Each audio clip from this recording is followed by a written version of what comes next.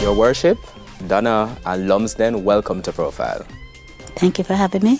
You have a remarkable story that's been making waves since your appointment as the mayor of the London borough of Barking and Dagenham.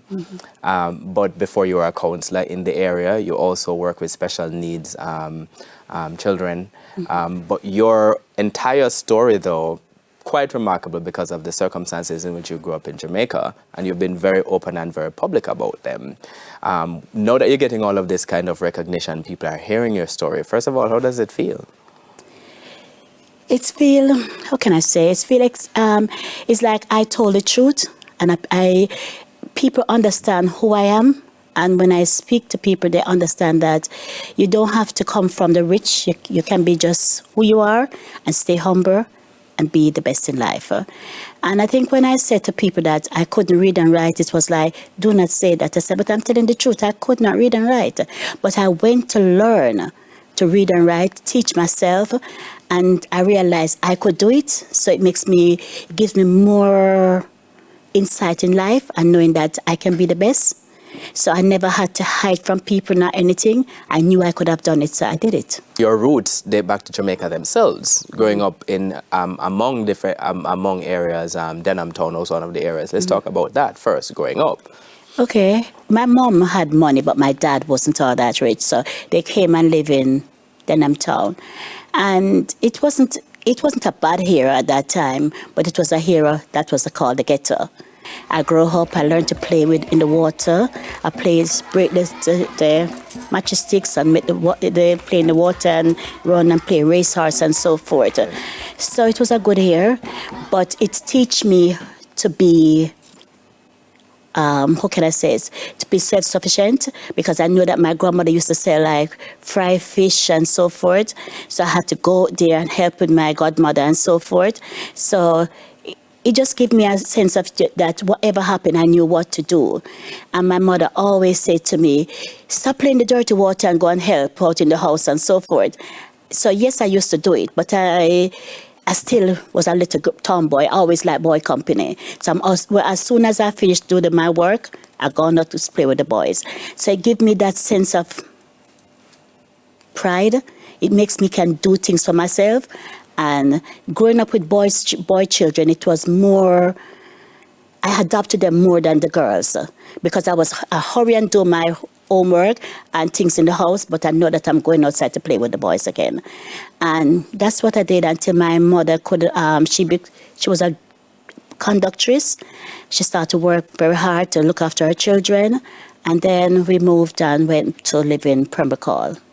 So your mother, you said, very hardworking. What was she saying in addition to that? Was she demonstrating the value of hard work just by doing it, but was she also saying it to you? Yes, she always say to me.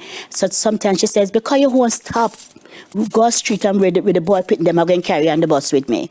So she started to take me on the bus with her. So I used to help her, like give the ticket and so forth, because my grandmother just couldn't keep me in the house. I'm always on the road with little boys then. And your father, no? What was he like? My father was a carpenter.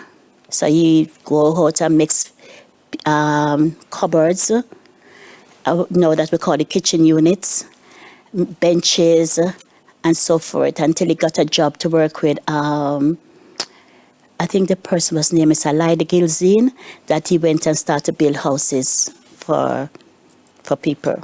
So these were two hardworking people. Talking to you about the value of hard work, just saying, reinforcing these kinds of values.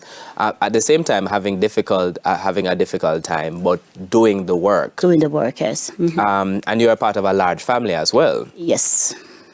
There, 8 of you? 8 children. How difficult did that make just growing up? Growing up because. When, then it was my big brother, then me, then my other sister, then after that she said she was going, my grandmother said, my mother going to do it. She's gone to the workplace and she soon come back.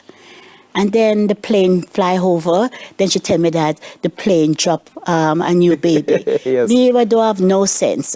Says, again? So we come, a new baby comes, so that is when I start to learn to wash clothes, because I had to go outside and wash in the liquor pail, my brother's nappy and so forth. And because I love my mother and I knew that I had to help her, that gave me the incentive to come inside and learn to do things. So I used to help her because she had a new baby. My grandmother gone back to country, so I had to help her. So I was like learning to do things. And then my first thing she said to me, go and scale the fish. I said, I can't scale fish. She said, you're going to learn. So I learned how to, start to do things. And so she showed me, and she never eat chicken. So I had to learn quickly how to scale fish, that I could help her to look after the dinner. And also because, like many Jamaican children, once you're one of the older children and you're the second of age, you also have some of the work to do. You have to do some of the work and take care of, take care of the young ones, yes. Or the wash bellies. Yeah. Things would become more difficult, though, because your mother passed away when you were 14. When I was 14. So when she passed away, I had a little brother to look after. And we never have an aunt. So the responsibility lies now that who is going to take care of my brothers and sisters? And I said, I'm not going to give away my brothers and sisters. And my dad says, I don't have no puss kitten. So he never had no baby cat. So I knew I had to do work. So I started to say, I went in the paper. The first thing I went was in the newspaper to look for a job. And then... You are a 14-year-old looking for a job? Yes.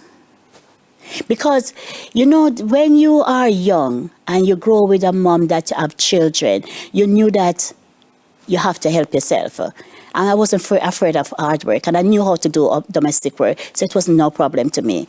But I had to look. So I started to look, and then I found a job.